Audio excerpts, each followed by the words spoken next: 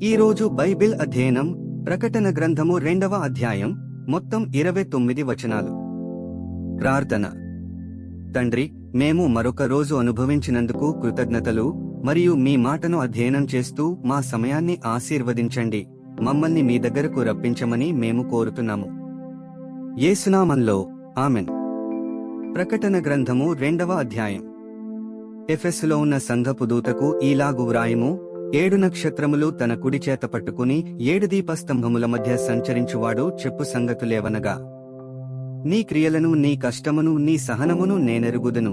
నీవు దుష్టులను సహింపలేవనియు, అపొస్తలులు కాకయే తాము అపొస్తలులమని చెప్పుకుని వారిని పరీక్షించి వారు అబద్ధికులని నీవు కనుగొంటివనియు, నీవు సహనము కలిగి నా నామము నిమిత్తము భారము భరించి అలయలేదనియు నేనెరుగుదును.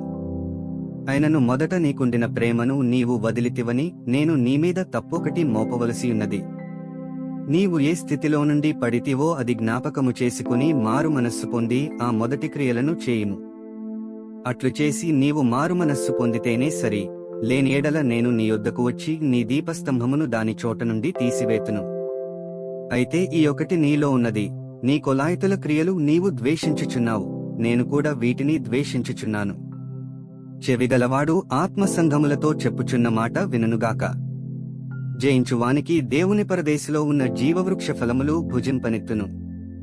స్ముర్నలో ఉన్న సంఘపు దూతకు ఈలాగు వ్రాయుము: మొదటివాడును కడపటివాడునయుండి మృతుడై మరల బ్రతికినవాడు చెప్పు సంగతులేవనగా, నీ శ్రమను దరిద్రతను నేనెరుగుదును. అయినను నీవు ధనవంతుడవే. తాము యూదులమని చెప్పుకొనుచు యూదులు కాక సాతాను సమాజపు వారి వలన నీకు కలుగు దూషణనే నెరుగుదును. నీవు పొందబోవు శ్రమలకు భయపడకుము. ఇదిగో, మీరు శోధింపబడినట్లు అపవాది మీలో కొందరిని చెరలో వేయింపబోవుచున్నాడు. 10 దినములు శ్రమ కలుగును, మరణము వరకు నమ్మకముగా ఉండుము. నేను నీకు జీవకిరీటమిచ్చెదను. సంఘములతో ఆత్మ చెప్పుచున్న మాట చెవిగలవాడు వినుగాక. జయించువాడు రెండవ మరణము వలన ఏ హానియు చెందడు. పెర్గములో ఉన్న సంఘపు దూతకు ఈలాగు వ్రాయుము: వాడి అయిన 2 అంచులు గల ఖడ్గము గలవాడు చెప్పు సంగతులేవనగా, సాతాను సింహాసనమున్న స్థలములో నీవు కాపురమున్నావని నేనెరుగుదును. మరియు సాతాను కాపురమున్న ఆ స్థలములో నాయందు విశ్వాసి అయుండి నన్ను గూర్చి సాక్షి అయిన అంతిపైనవాడు మీ మధ్యను చంపబడిన దినములలో నీవు నా నామము గట్టిగా చేపెట్టి నాయందలి విశ్వాసమును విసర్జింపలేదని నేనెరుగుదును. అయినను నేను నీమీద కొన్ని తప్పిదములు మోపవలసియున్నది. అవేవనగా, విగ్రహములకు బలి ఇచ్చిన వాటిని తిననట్లును, జారత్వము చేయనట్లును, ఇశ్రాయేలీయులకు ఉరియొడ్డుమని బాలాకునకు నేర్పిన బిలాము బోధను అనుసరించువారు నీలో ఉన్నారు. అటువలనే నీకొలాయితుల బోధననుసరించువారును నీలో ఉన్నారు. కావున మారు మనస్సు పొందుము, లేని ఎడల నేను నీ యొద్దకు త్వరగా వచ్చి నా నోట నుండి వచ్చు ఖడ్గము చేత వీరితో యుద్ధము చేసెదను. సంఘములతో ఆత్మ చెప్పుచున్న మాట చెవిగలవాడు వినుగాక. జయించువానికి మరుగైయున్న మన్నాను భుజింపనెత్తును.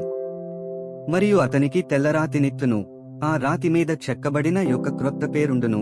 పొందిన వానికే గాని అది మరి ఎవనికిని తెలియదు.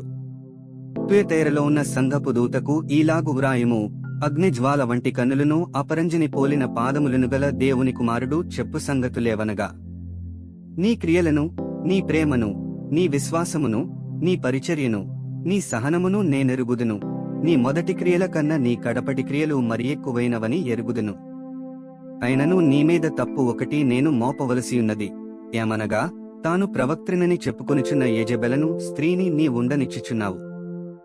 జారత్వము చేయుటకును, విగ్రహములకు బలి ఇచ్చిన వాటిని తినుటకును అది నా దాసులకు బోధించుచు వారిని మోసపరచుచున్నది. మారు మనస్సు పొందుటకు నేను దానికి సమయమిచ్చితినిగాని అది తన జారత్వము విడిచిపెట్టి మారు మనస్సు పొందనొల్లదు. ఇదిగో, నేను దానిని మంచము పట్టించి దానితో కూడా వ్యభిచరించువారు దాని క్రియల విషయమై మారుమనస్సు పొందితేనేగాని వారిని బహుశ్రమల పాలుచేతును. దాని పిల్లలను నిశ్చయముగా చంపెదను. అందువలన అంతరింద్రియములను హృదయములను పరీక్షించువాడను నేనే అని సంఘములనియు తెలిసికొనును. మరియు మీలో ప్రతివానికి వాని క్రియల చొప్పున ప్రతిఫలము ఇచ్చెదను. అయితే తుయతైరలో కడమవారైన మీతో, అనగా ఈ బోధను అంగీకరింపక సాతాను యొక్క గూఢమైన సంగతులను ఎరుగమని చెప్పుకొను వారందరితో నేను చెప్పుచున్నదేమనగా, మీపైని మరి ఏ భారమును పెట్టను. నేను వచ్చేవరకు మీకు కలిగియున్నదానిని గట్టిగా పట్టుకొనుడి. నేను నా తండ్రి వలన అధికారము పొందినట్టు జయించుచు అంతము వరకు నా క్రియలు జాగ్రత్తగా చేయువానికి జనుల మీద అధికారము ఇచ్చెదను. అతడు ఇనుపదండముతో వారిని ఏలును, వారు కుమ్మరవాని పాత్రల వలె పగులగొట్టబడుదురు. మరియు అతనికి వేకువ చుక్కను ఇచ్చెదను. సంఘములతో ఆత్మ చెప్పుచున్న మాట చెవిగలవాడు వినుగాక. 29 వచనాలు చదివియున్నాము. ముగింపు ప్రార్థన.